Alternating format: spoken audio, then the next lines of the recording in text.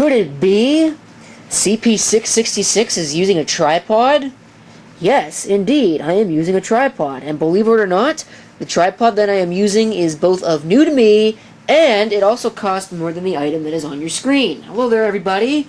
This is aforementioned CP666 signing on with a video about a score. I've already got a video of one of these laptops, but you know what? You really can't pass up a deal like that. Even if the system happens to be in less than totally perfect condition. It's missing what? It's missing, at least, the hard drive and the hard drive caddy, which is a little annoying. It's also missing, if we take a look at the bottom here, Windows XP COA, Home Edition, believe it or not, it's missing a door over the wireless card. I bought this mainly for parts, but you know what? I am very, very, very interested to see if this thing actually works, and how many pieces this thing happens to actually be missing. So I'm going to go get a power supply. I've got two of them. That'll work. Somewhere. That's a Lenovo supply. That would work. I know I had to, at least. Alright. Here's the R40. Okay, so I got a power supply. Here it is. Lovely power supply. Of course, I can't see what I'm showing. I've only got a viewfinder to work with on this camera.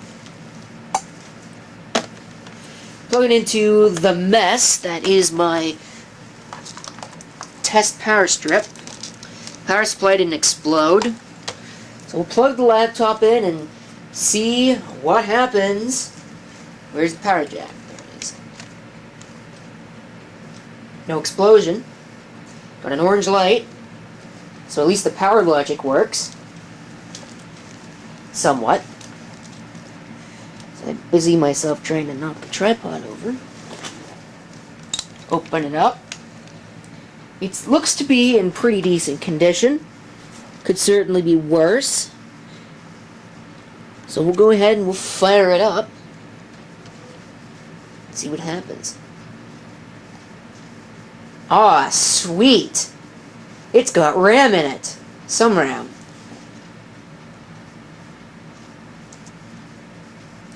It's counting up the system RAM.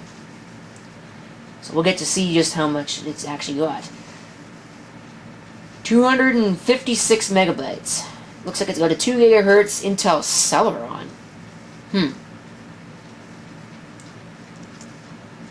Let's enter setup.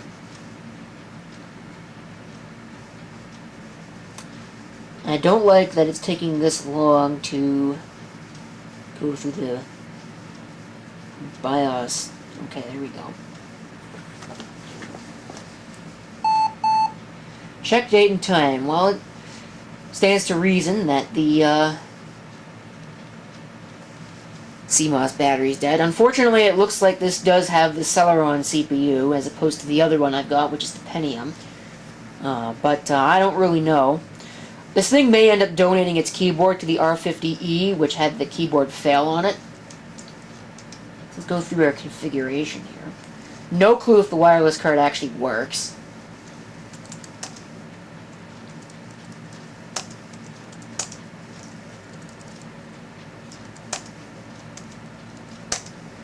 Date and time is obviously wrong. All of that's wrong. It's not really going to matter. I don't have a hard drive installed, although I do have a plan for this.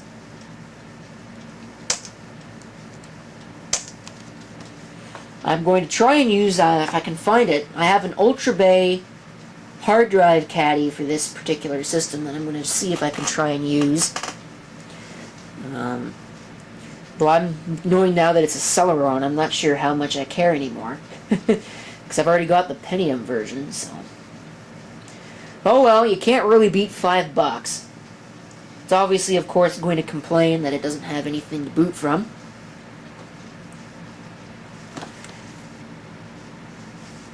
Takes a very long time to get through the power on self-test. I wonder why that is.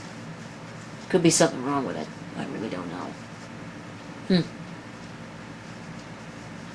This keyboard might work in the R50E. Oh, be quiet. Nobody cares.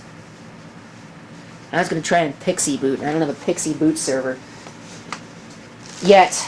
There are plans maybe to get one. And this might even be the Pixie boot server that you're looking at. I'm going to see if I can get a bootable Linux CD-ROM or DVD at this point.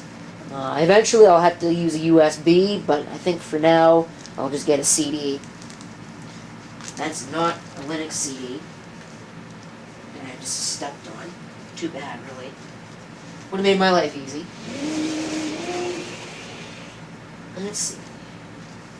Should have plenty of Linuxes.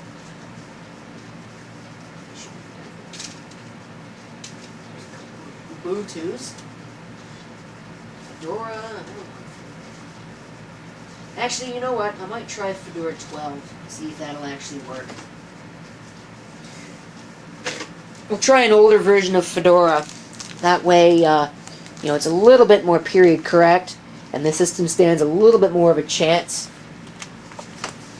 to actually boot it. Okay, no optical drive. CD in the optical drive. Fedora Linux. This is the Genome version. Genome 2. That optical drive is not real reassuring.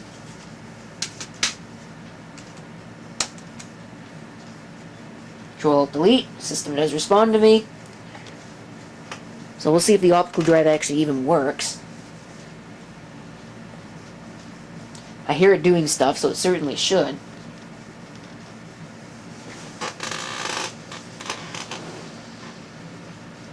Takes forever to post here. The other one doesn't. I wonder why this one takes so long. Like I said, there could be something wrong with it. Maybe there's something wrong with the keyboard.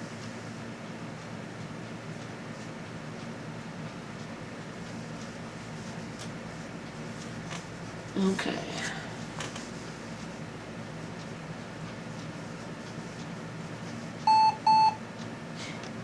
Nobody cares. Alright. It is going to actually try and boot. It might not work. It looks like this is the version with physical address extension. That could be a problem. Well, it's trying. How long has it been since you saw this boot screen? Long time for me. Wow.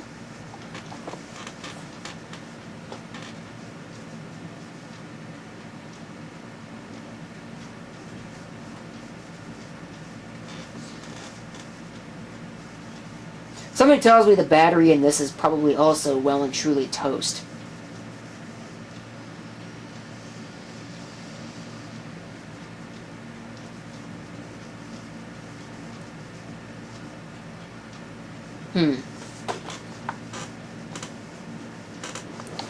Light is on solid. Okay, it is still working. I was a little concerned that maybe it lost the plot there.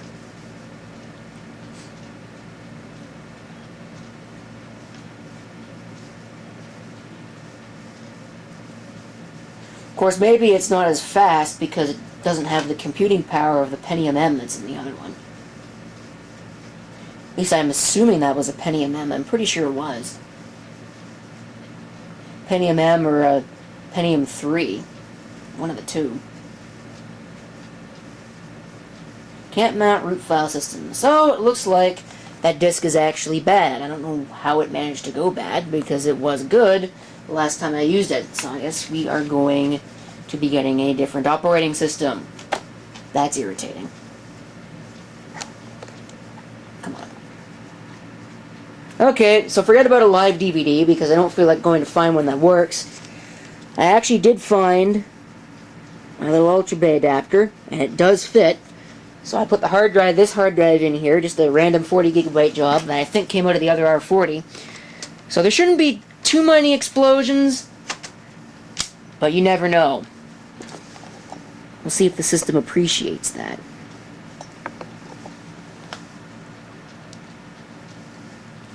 Of course, it no longer has an optical drive. Spacebar is stopped. Memory count. That'll make our boot certainly a little bit faster.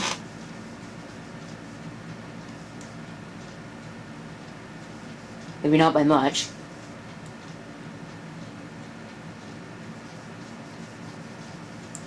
Because it is taking a very, very long time to do what it should be doing.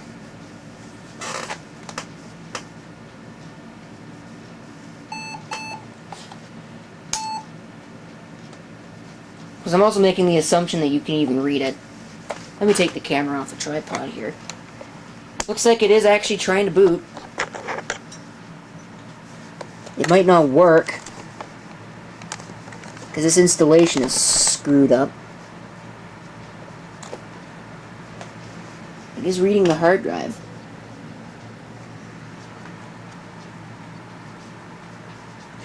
Okay, I'll come back once it actually decides to boot. If it ever decides to boot. Oh, wow. Okay, that's bad.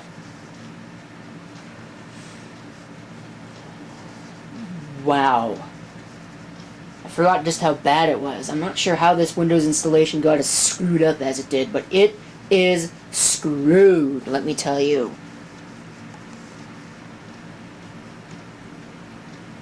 Alright, I think it was YouTube user Stereo Dust Particles that actually mentioned in a recent video that if he was using a tripod, he wouldn't have dropped the camera on the floor. Well, guess what happened? I had the cat in here, and the cat knocked the tripod over, and the camera wasn't recording or anything, but the camera hit a computer.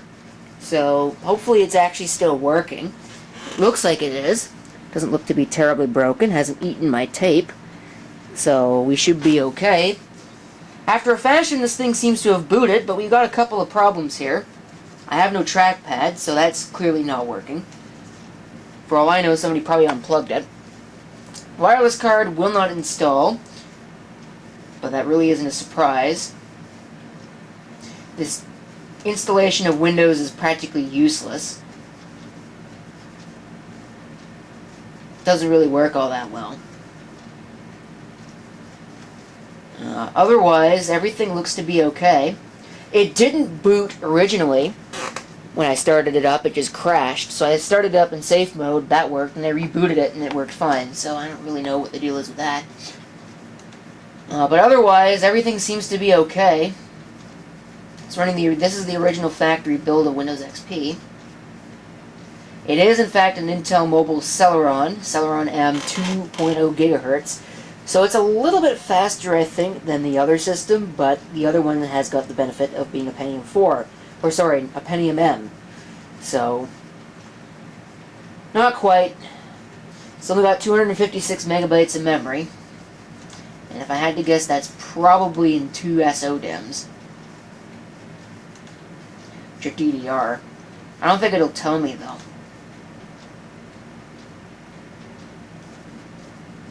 Yeah, it doesn't look like it's going to tell me. Everything else works. Still got the same... It's basically the same system, it's just Celeron. And I'm going to have to figure out what's wrong with the trackpad, but, well, I don't really need to. I could use it without the trackpad. And I might just do that. But I'm thinking that this thing is probably going to be a Linux box. It might be a PXE server at some point. So I've been planning on building a PXE server. Just for... testing computers and whatnot. So that might be useful, but either way... Oh! I almost forgot. The battery on this thing is in good condition. It appears. So... I know that the battery in the other system is toast. I may take the battery out of this one and put it into that other one. And, see if it'll work. Or if maybe there's something wrong with the charging circuit in the other laptop. But, either way... I think that's really it. This was mostly just an experiment. I'm probably going to see about backing up this installation of Windows, because, hey, it's always cool to have the original installation backed up or anything like that. It's really just, a perverted mindset of mine to keep the original installation of everything. IBM preload. How much space is used on that? 14.8 gigabytes worth of junk. Yeah, it's a wee bit of a problem, isn't it? I wonder how fragmented it is. Maybe I'll have to take a look at that. Because that might be part of the problem. Is the disk is so fragmented that it's not even funny. Disk defragmenter. We'll just go ahead and analyze it.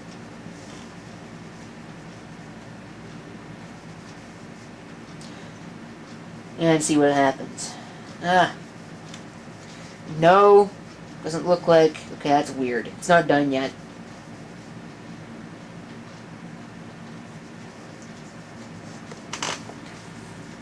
Alright. It looks like, according to this thing, we don't actually need to defragment it. So I'm not going to bother. Oh, right, the trackpad doesn't work. We've got... Let's see. It's reporting 4 kilobyte cluster size. That seems kind of bogus to me. 5% total fragmentation, 11% file fragmentation, and 0% free space. So I'm not really sure what all of the deal with that slowness is all about. That seems kind of odd. Unless maybe there's errors on the volume. That's certainly possible. Maybe I'll check that next.